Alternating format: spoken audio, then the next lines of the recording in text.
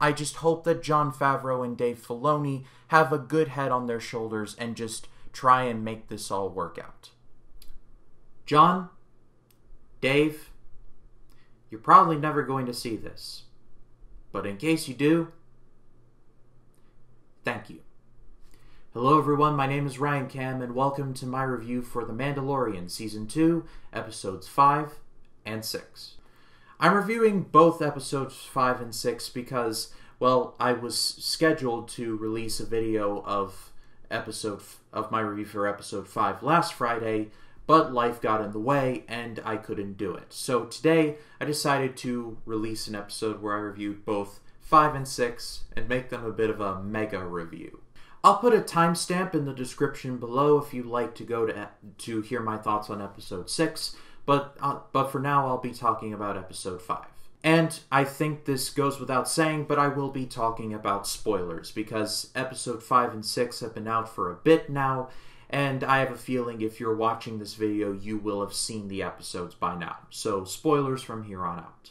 But now let's talk about Episode 5, in which it is called The Jedi, and Ahsoka frickin' Tano. To give a brief bit of context, when I was younger, I watched Star Wars The Clone Wars religiously. Like, every Friday night with my father, we would sit and we would watch Star Wars The Clone Wars together.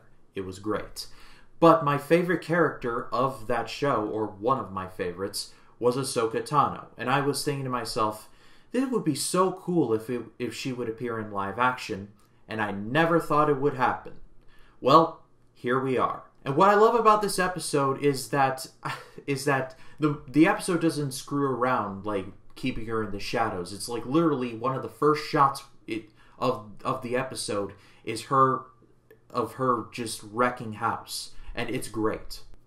Ahsoka is played by Rosario Dawson, which is just a perfect casting choice in my opinion. I'm a big Rosario Dawson fan, and so, like, give that casting person a raise because they deserve it. But even if you take out the Ahsoka Tano part, this is still a damn good episode of this show. Mando takes Baby Yoda to Ahsoka, and he's like, I've taken him to you, and she's like, I don't know what to do with him. And also in this episode, we learn that Baby Yoda's name is actually Grogu, and when I first heard this, I didn't know what to make of it. He sounded like a lesser kaiju. Coming this summer from Toho Pictures Limited, Godzilla vs. Grogu. Not gonna lie, I'd probably watch that. But I gotta admit, the name is kind of starting to grow on me. And also on a bit of a side note, Mando and Grogu playing Force Catch with each other will never not be wholesome. And as far as the rest of the episode go, it's just great. And as far as the rest of the episode goes, I mean, it's just great. Michael Biehn makes an appearance, which the Terminator fan in me was like, hey, shout out to you, Kyle Reese. And there's also an enjoyable little subplot with the main villain, and she's great in there too. Despite the fact that the episode is made to look like a very dreary planet, it still looks great. It looks like a combination of an Asian town and a Western town, which is ironic considering that one of George Lucas's influences for making Star Wars was the spaghetti westerns from Sergio Leone and Akira Kurosawa's movies like Seven Samurai and Rashomon. But before I go on to talking about Episode 6, can we just talk about how Grand Admiral Thrawn exists in the Mandalorian universe? At first when I heard this, I was like, wait, Thrawn's in here?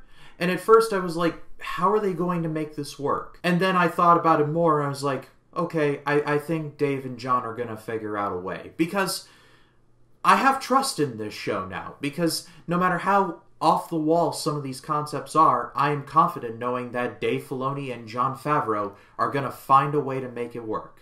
Also, Grand Admiral Thrawn is gangster, so I am looking forward to that. Episode 6 revolves around Mando and Grogu going to another planet to try and find a lost Jedi temple. However, they are attacked by stormtroopers. And this is a loaded episode too. This is a very busy episode because within the first 10 minutes, Boba Fett shows up. And in the first episode, I was super worried about how they were going to use him.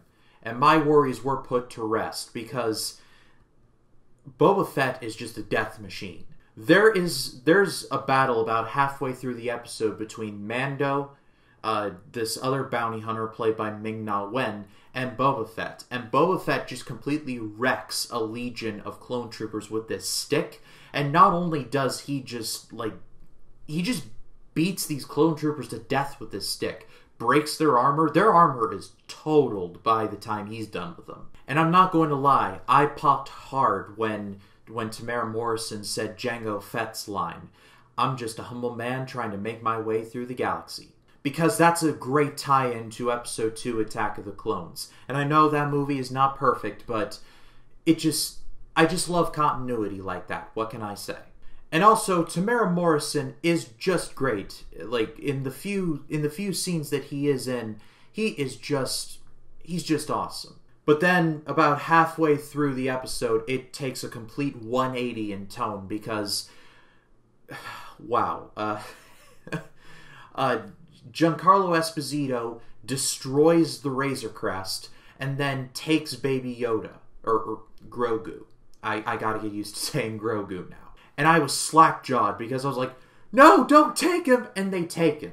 And I was very sad when the Razor Crest got destroyed, because I was like, it wasn't even like they burned it or something. It was just one bolt from Moff Gideon's cruiser, and it just was destroyed. The only thing that survived was the little ball that Grogu played with and a Beskar spear from the last episode. And I have a feeling that the rest of this series is going to be Mando, Ming-Na Wen's character, and Boba Fett all going after Grogu and chasing after Moff Gideon in the process. My body is ready. And my final thoughts on these two episodes is just... These two episodes were just nothing but quality. I don't really have a bad thing to say about it. I think episode 5 is my favorite episode of the season, with episode 6 just coming in at like a close second. Maybe like a 1A, 1B, or like a tied for first joint. They're both great. And I'm eagerly awaiting what happens next. I was actually talking with a friend of mine who watches this show with me, and he said, I don't know, I don't think I'm feeling this season, because it feels like Disney is just trying to throw nostalgia at us like they did with the sequels. And respectfully, I understand where he's coming from, but I think Dave Filoni and Jon Favreau know how to use Star Wars effectively. If they bring a familiar character in, they're not just throwing him at the screen, being like, hey, it's Star Wars, pay us. You know, they're using him for a purpose. It could have been so easy to just have Boba Fett be there for just a brief nostalgia pop, but he actually does stuff. And he's just a badass. Also, there's enough new stuff to help carry things over. So, like I said at the end of my Season 1 review, The Mandalorian is just a great mix of the old and the new, and it combines together and it just creates something beautiful. But that's just my opinion. What do you all think of The Mandalorian Season 2 so far? Leave it in the comments below. I'd love to hear what you all have to say about it. And that is all for me. Thank you all so much, as always, for watching. Coming up this week on the channel, I'm going to be continuing with the AFI project. I'm going to be covering Intolerance, Love Struggle Through the Ages on Monday, The Lord of the Rings, The Fellowship of the Ring on Wednesday, and West Side Story on Friday. And then on Saturday, I'll be covering Mandalorian Episode 7. But if you like this video, please be sure to leave a like, comment your thoughts down below, and if you like this video and you want to see more like it, hit the subscribe button and click the bell to allow notifications. That way, when a new video drops, you'll be the first to know about it. My name is Ryan Cam, and this is The Way.